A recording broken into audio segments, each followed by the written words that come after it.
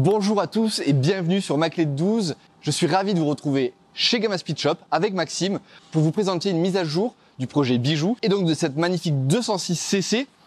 Alors magnifique, il faut se projeter, mais techniquement elle l'est déjà. Je voulais m'excuser déjà dès à présent du son qui risque de ne pas être parfait. On est dans un atelier, il y a du bruit, c'est juste normal. Si vous n'avez pas regardé les premiers épisodes de cette série Projet Bijou, je vous encourage à regarder cette petite playlist qu'il y a juste ici pour prendre connaissance du projet, de la genèse et de tout ce qui a déjà été fait. Vous avez été nombreux à me poser des questions sur le fait qu'on ne donnait pas de nouvelles, qu'il n'y avait pas de vidéos, de nouvelles vidéos depuis plusieurs mois. La raison est plutôt simple, c'est que toutes les étapes qui ont été réalisées jusqu'à maintenant sont en fait des étapes un peu de l'ombre, de réflexion qui ne sont pas vraiment mettables en vidéo. Mais aujourd'hui, on fait une grosse mise à jour du projet où on va vous montrer ce qui a été fait, ce qui reste à faire, les problématiques que l'on a rencontrées, que surtout Maxime a rencontrées, parce que je ne vais pas dire que j'en ai rencontré quelques-unes, et qu'il a réussi à solutionner, les solutions qu'il a trouvées, tout ce qu'il a pu faire jusqu'à présent sur ce projet. Et pour vous dire, ça va être assez incroyable. Déjà, vous avez un petit avant-goût. Il y a eu quand même pas mal de charcutage. Le type qui a fait ça est un maniaque. J'espère que vous avez le cœur bien accroché parce que c'est une véritable boucherie à l'intérieur.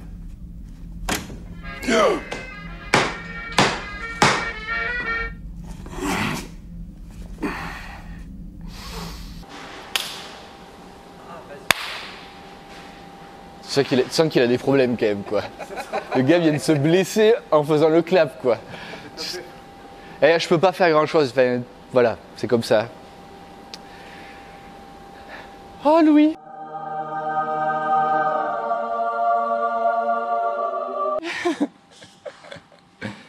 Donc c'est Samuel qui est derrière la caméra. Et derrière cette caméra que vous ne voyez pas, c'est Anthony. Allez, c'est parti.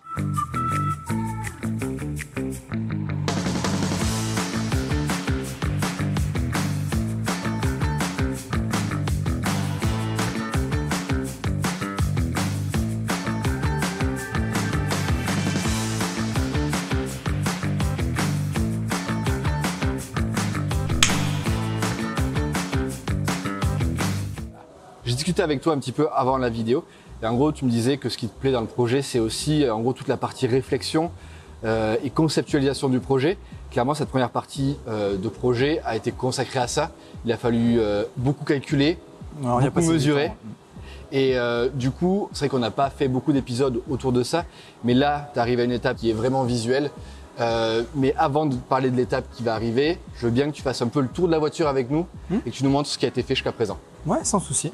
Donc là, valait mieux lever la caisse pour pouvoir montrer un petit peu ce qu'on a fait en dessous, parce que c'est là que s'est déroulé tout le gros du travail. Donc la première partie a été de s'assurer du positionnement des trains et des berceaux par rapport à la caisse. L'idée étant de garder l'empattement d'origine de la 206 pour garder les roues au milieu des arches. Parce que visuellement, on garde la signature de la 206. Donc l'idée a été de vraiment prendre toutes les mesures, à la fois au niveau de la géométrie de suspension, mais aussi de la position des berceaux sur les voitures sur lesquelles on a cannibalisé ces pièces, pour retranscrire en fait le schéma de positionnement de ces berceaux sur la 206. L'idée finale étant d'avoir des berceaux qui sont bien positionnés, histoire que la voiture roule droit et pas en crabe. Même si elle va finir par rouler en crabe, mais voilà, pas de cette manière-là. Et la deuxième chose étant de garder une cinématique de suspension correcte par rapport à l'origine des trains pour avoir une suspension qui travaille le mieux possible. Il faut savoir que quand on a une voiture d'origine, qu'on rabaisse, on vient perturber la géométrie de suspension parce que les triangles de suspension ne travaillent plus dans la même position que ceux pour quoi ils sont conçus. Et on se retrouve avec une suspension qui travaille mal et donc des réactions qui ne sont pas celles qu'on voudrait forcément. Donc ça a été les deux enjeux. Donc pour arriver à cet objectif, on a fabriqué un marbre spécialement pour ce projet. Donc un marbre, c'est quoi? C'est juste une échelle, tout simplement, avec des tubes en acier, qui va être notre référence absolue en termes de géométrie dans l'espace, sur les trois axes, pour positionner à la fois nos berceaux, mais aussi la caisse, pour ensuite positionner correctement les uns par rapport aux autres et créer les supports. Donc ce qu'on a fait, c'est qu'on a créé ce marbre, on a créé des potelets sur lesquels on est venu fixer nos berceaux. Donc chacun des berceaux avant-arrière possède 4 points de fixation. Donc là, on a mimé littéralement la position du berceau tel qu'il était dans la RX-7 pour le berceau avant et dans la RX-8 pour le berceau arrière. Et donc grâce à ces potelets réglables, on a pu positionner nos berceaux correctement dans l'espace pour ensuite commencer la fabrication. La fabrication, c'était quoi à ce stade-là? C'était première chose, de recentrer le moteur dans le berceau, parce qu'il faut savoir que dans la FC, dans la RX7, le moteur est poussé un petit peu vers la gauche, vers le conducteur. Nous, on a recentré le moteur pour une raison simple, c'est qu'il fallait qu'en aval du moteur boîte, qu'on puisse aligner tout ce qui est poutre et arbre de transmission avec le pont, le différentiel de RX8 à l'arrière. Parce qu'à ce niveau-là, on a deux problématiques. La première, c'est de pouvoir garder la poutre qui fait tout l'intérêt du groupe motopropulseur de chez Mazda. Cette poutre qui relie la boîte au pont arrière, au différentiel, qui permet de rigidifier le tout et d'éviter d'avoir des berceaux qui travaillent l'un par rapport à l'autre. Donc ça, c'était la première problématique. Et la deuxième problématique, c'est l'angle de l'arbre de transmission et plus exactement l'angle que font les croisillons de l'arbre de transmission. Il faut savoir qu'un arbre de transmission, au niveau de l'axe d'entrée et de l'axe de sortie, on a certains angles à respecter. Et si on le fait pas, on se retrouve avec une transmission qui vibre dans tous les sens, si ce n'est pire.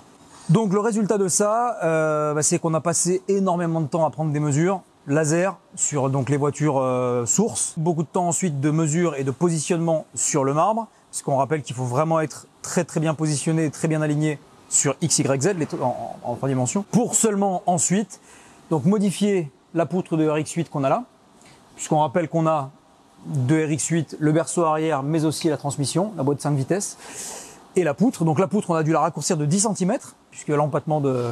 Un peu plus court que la 206. Voilà, on est un peu plus court sur la 206. Donc ça nous a permis, une fois qu'on avait fini de modifier et de refixer cette poutre, d'avoir les deux berceaux, le moteur et les trains dans leur position finale. Une fois qu'on a pu faire ça, l'idée a été de positionner donc les suspensions, comme je disais tout à l'heure, dans la position dans laquelle elles sont lorsque la voiture est posée par terre de façon normale. Et une fois qu'on a eu ça, donc avec les roues qui étaient au bon endroit, on a pu commencer à descendre la caisse sur les trains pour ensuite commencer à découper là où ça passait pas et vérifier la garde au sol qu'on avait et notamment l'espace entre les roues et les ailes, à l'avant et à l'arrière. À la base, l'idée c'était de ne pas modifier les supports moteurs et c'était pour ça qu'on avait pris le berceau de RX7. Bon, comme on l'a dit tout à l'heure, on a été obligé de le faire et donc de recentrer le moteur.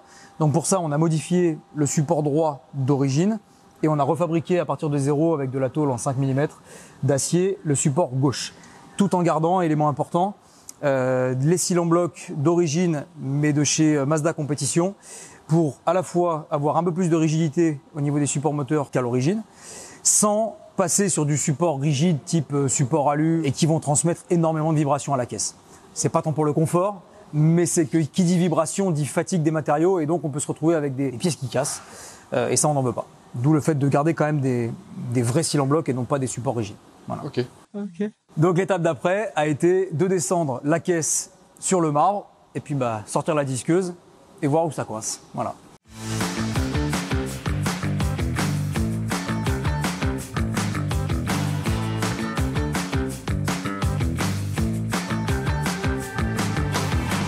Si on commence par la baie moteur, on voit qu'on a littéralement charcuté le tablier ici, puisqu'on se rend compte qu'avec le berceau de RX7, le moteur est extrêmement reculé dans la baie moteur. Il faut savoir que le moteur d'origine doit se situer à peu près ici. Donc là, on a toute la place du monde, le moteur est très très reculé. Donc première découpe au niveau du tablier ici, qui s'est poursuivie à l'intérieur de l'habitacle. La cloche de boîte et la boîte qui rentrent littéralement dans l'habitacle. Donc là, il a fallu découper encore. Tout le tunnel qui sert d'origine sur la 206 à laisser passer l'échappement jusqu'à l'arrière a dû être découpé aussi parce que clairement ça passait pas. Le levier d'origine, il était à peu près à ce niveau-là. Donc là, le levier, il atterrit donc 10 cm derrière. Donc finalement, on est bien au niveau positionnement de la boîte par rapport à la position des sièges et la position de conduite. Pour le berceau arrière, ça a été un peu différent. On n'a pas eu à découper, contrairement à ce qu'on pensait, le fond de coffre, le plancher de coffre, pour pouvoir obtenir la garde au sol qu'on souhaitait au niveau du train arrière. Et ça, c'est plutôt une bonne chose, parce que qui dit pas de découpe dit garder la rigidité de la caisse d'origine. Mais surtout, ça nous a permis donc de garder le coffre intact pour pouvoir replier le toit, pour pouvoir replier le toit rigide, voilà, le toit ouvrant.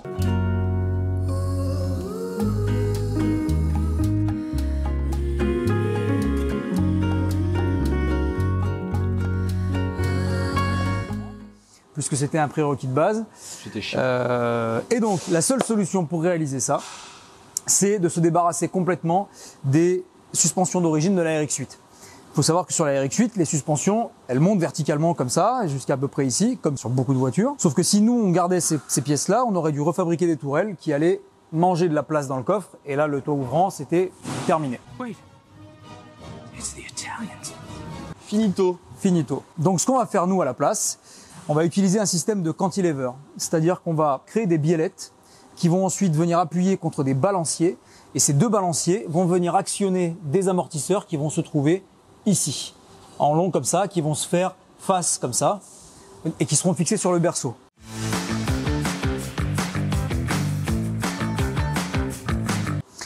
Donc ça permet, donc de gagner de la place dans le coffre, 2, de ne pas avoir à découper quoi que ce soit au niveau du coffre, à part les trous qui vont venir laisser passer les tubes de l'arceau. Et 3, niveau design, ça déglingue. Voilà, Ouais. clairement. Quand il a trouvé cette solution, on s'est dit au téléphone, il dit, je vais trouver un truc de fou, quoi. On garde le toit ouvrant. Et ce qu'il me disait, c'est que c'est un peu les mêmes systèmes d'amortisseurs que sur les Formule 1 Des ou sur des monoplaces, monoplaces tout à généralement, fait. quoi. Ouais. Donc voilà, la 206cc aura des suspensions de Formule 1. Voilà, j'aime bien faire des gros raccourcis. quoi. C'est une Formule 1 en fait, Mais vous fumez, monsieur. qu'on est en train de faire. Exactement. Elle est bien cachée. Donc la prochaine étape, maintenant qu'on a fixé tout ça à notre référence qui est notre marbre, eh ben, c'est de relier tout ça. Donc créer les supports littéralement et ensuite tirer tous les tubes qui vont relier notre berceau arrière à notre arceau, qui lui-même sera relié au berceau avant et aux tourelles de suspension avant. L'idée, c'est de réaliser une structure tubulaire finalement d'un bout à l'autre des trains, que vraiment les efforts soient transmis à l'arceau et non pas à la caisse, puisque on rappelle qu'une 206 est une traction à la base et qu'elle est absolument pas conçue pour ce qu'on va en faire. C'est une saucisse. En gros, voilà, dans les prochaines semaines, c'est ça qui va se passer. Donc c'est clairement l'arrivée de la caisse et la fixation de la caisse sur le train, quoi. C'est ça. Et après, une fois qu'on a fait ça, On repose tout par terre. Et la voiture, pour la première fois, sera sur ses roues. Pour pouvoir lui mettre un volant et pouvoir au moins la pousser dans l'atelier, il faudra créer tout le système de direction avec des cardans qui iront jusqu'au volant. Et donc là, il y a encore un peu de fabrication, mais on n'en est pas très loin. Donc au niveau de la structure de la voiture, toujours, on a décidé de faire un arceaucage pour relier donc tous nos composants, les trains, les berceaux, etc. Et par rapport à la sécurité aussi. Donc on a commencé notre arceau. On a fait qu'une petite partie de l'arceau, c'est-à-dire qu'on a installé l'arceau principal qui sera derrière les sièges et les deux arceaux latéraux qui viennent longer le toit. Dans un seul but, c'était de rigidifier le haut de la voiture au fur et à mesure qu'on la découpe et qu'on la manipule. Parce qu'on rappelle qu'on est sur un cabriolet, donc ça se tord de rire. Donc ça nous permet d'avoir une structure assez rigide en haut et de définir un petit peu l'enveloppe extérieure de ce dans quoi on va travailler. C'est important parce que quand on va positionner les baquets, il faut prendre en compte la taille des passagers, la position du volant, la position des pédales. Il faut s'assurer que le casque ne va pas taper dans l'arceau, sinon c'est pas très confortable. et l'avantage, c'est qu'en plus, on t'a demandé que ce soit Papy, moi et Théo qui allons conduire. Et en fait, on fait pas du tout le même gabarit, quoi. Tous. C'est ça. La difficulté supplémentaire a été de faire que ça corresponde aux trois tailles de vous trois. On a commandé les baquets, on les a installés. Au départ, on est parti sur des glissières, tout ce qui est plus classique.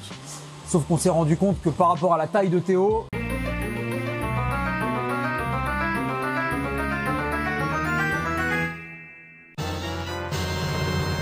jamais ça passerait, notamment à cause de l'arceau.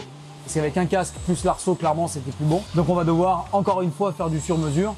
Et après, on s'attaquera à la partie, moi qui m'éclate le plus, qui est le moteur. Donc là, il va falloir choisir où est-ce qu'on va placer tous les différents éléments. Réservoir, radiateur d'eau, radiateur d'air. Parce qu'à la base, le turbo, il devait aller à peu près là. Sauf que là, il y a un tablier maintenant.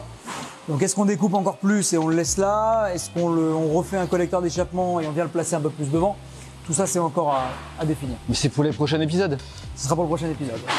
Je sais que tu m'as laissé un petit cadeau, parce que je voulais aussi un peu participer au projet avec mes peu de connaissances, et je sais que tu m'as laissé un petit cadeau à découper. Absolument. Merci beaucoup. On a une petite partie à l'arrière qui n'est pas encore découpée et on va vous laisser faire ça. On va commencer par s'équiper, parce que je voudrais pas que tu te fasses mal. Je suis pas bien équipé là? Pas encore assez. Non Pas encore assez. On n'est pas loin, mais il y a aucun peu. On va mettre des... On va mettre ce qu'il faut. Ok. On va mettre ce qu'il faut. Pretty woman walking down the street. Tu vas faire une première entaille ici, une deuxième ici, et après, comme ça. Allez, c'est parti!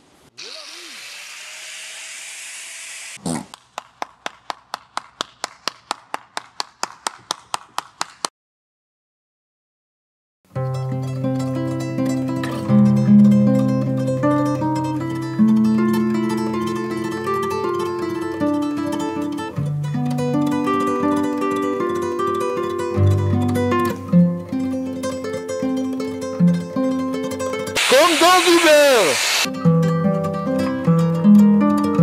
Cette vidéo touche maintenant à sa fin. Vous avez pu voir l'ampleur de ce qui a déjà été fait, l'ampleur de ce qui reste à faire. Clairement, on ne se rendait pas compte avec Papy et Théo du projet, de tout ce que ça pouvait impliquer. Mais justement, on remercie énormément Maxime et Gamma Speed Shop du travail qui est fourni. Enfin, c'est juste énorme. Ils prennent beaucoup de temps avec nous pour nous expliquer ce qui est fait, ce qui va être à faire aussi. Donc voilà, un grand merci à eux. J'espère que ça a pu vous éclairer de où en était le projet. Prochain épisode est totalement différent parce que là, on est sur la partie technique. Maintenant, il va falloir parler aussi de conduite, évidemment. Papy, il a une 207 70 chevaux. Moi, j'ai une vieille Astra. Théo, il a une Mégane 2 Litre DCI 90 chevaux. Clairement, on n'est clairement pas prêt à conduire ce genre de bête. Donc, il faut qu'on commence à s'entraîner.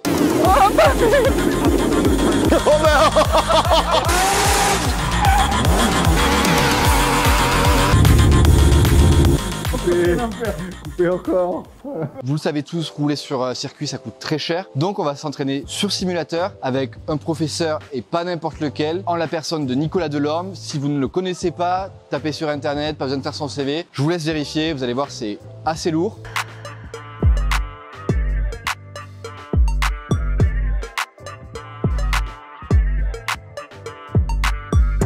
N'hésitez pas à lâcher un commentaire, un like, ça nous fait plaisir, ça nous montre aussi que le projet a l'intérêt pour vous. Prenez soin de vous, à bientôt.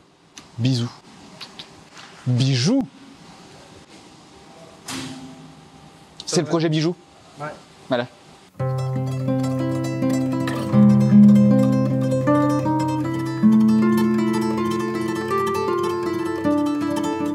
dans du beurre.